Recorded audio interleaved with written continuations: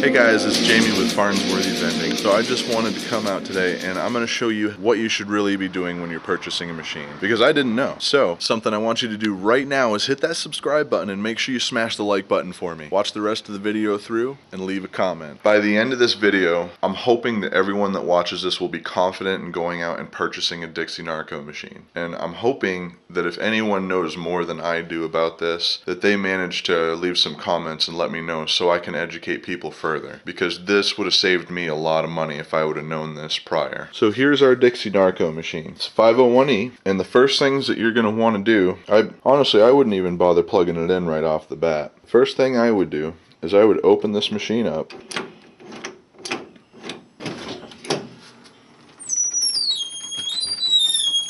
You're going to find that there are 3 doors. Well, there are 2 doors. Go on this side of the door, and if you don't already understand this, I'd thoroughly read this right here, because this is going to tell you how the machine works. Now right now I have the coin mech removed from this, but what you would do is you'd make sure it had a coin mech, make sure there's no jams in the coin mech.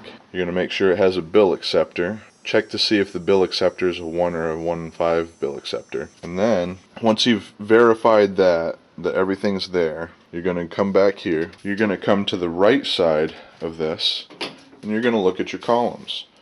Now, this is what it'll look like on the inside of your machine. Now, you're going to notice you're going to have skinny columns, you're going to have wide columns. Some machines have a different amount of wide columns and skinny columns. It's all basically the same. What you're going to want to do is you want to come in each column and you want to check and make sure that all the parts are there. In this column, all the parts are there. You have your shim in the back. I don't know how well you can see that. You have your roller on the bottom. And then in this column, we have our shim in the back, and this is our wide column, but we don't have a roller on the bottom. This, there's literally nothing there. We now know that there's problem number 1 with this machine that brings the value of the machine down. The next thing we're going to want to do is we're going to want to fill all of these rows up that are actually present. So you start by putting 1 at the back, and then you move till there's 3, and then you want to put another layer on so there's 6. What this does is closes that flap right there, and that flap will tell you that the machine's sold out if it's open. So you need to have 6 cans in here in order for the machine to vend properly. You've got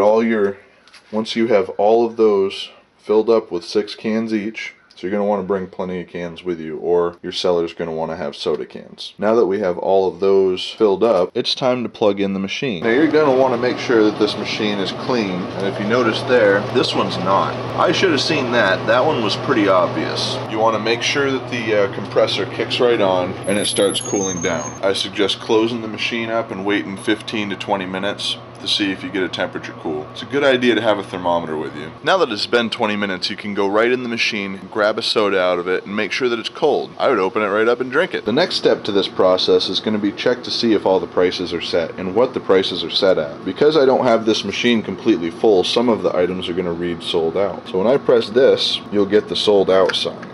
Now if you've done what I said and you went through and put 6 cans in each column, you should get a price that comes up. In my case it was $1.50, and I've reprogrammed the prices. We'll get to that in another video. Now, to test the bill acceptor and coin acceptor, I would go through on each column, pay for a soda, and then press the button to make sure it vends. If it doesn't vend, it's going to do one of 2 things. It's going to tell you to try another selection, or it's going to tell you that it's sold out. The sold out one's an easy one to fix. You're just going to make sure that that button's depressed. But if it says to try another selection, that typically means there's either a jam or there's a problem there. Something I didn't mention while I was recording is that there's a possibility that it's just going to give you your money back and not do anything whatsoever.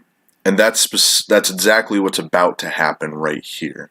What that means is that you have a problem, and it'll start blinking with a red dot. You'll see in the clip next. Now in my case, I had a problem with column 2, so we're going to go right ahead. I've already put 6 cans in column 2, and we're going to test it, and I'll show you what happens.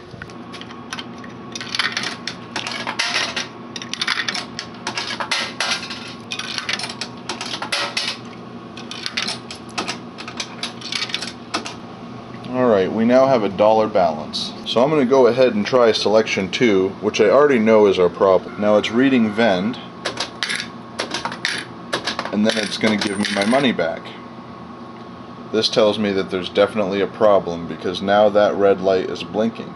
Something else we're going to notice about this machine, which is cosmetic, it should be very easy for anyone to point out, is that this graphic is cracked. You're going to find that graphics are almost as expensive as compressors. The least expensive graphic I've found so far shipped to me is about $200.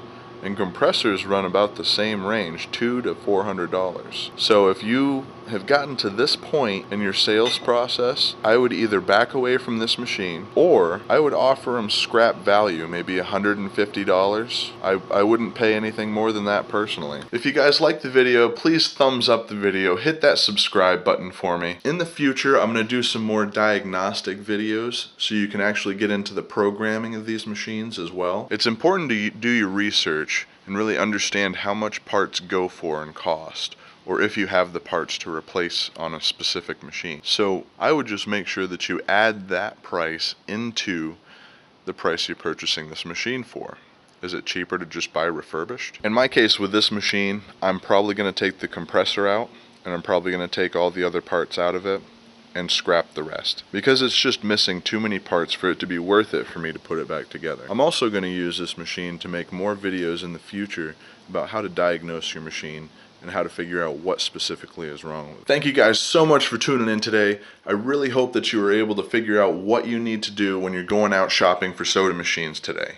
That's really what this video was all about. I gotta get to editing this so you guys can see it, but I want you to do me a huge favor.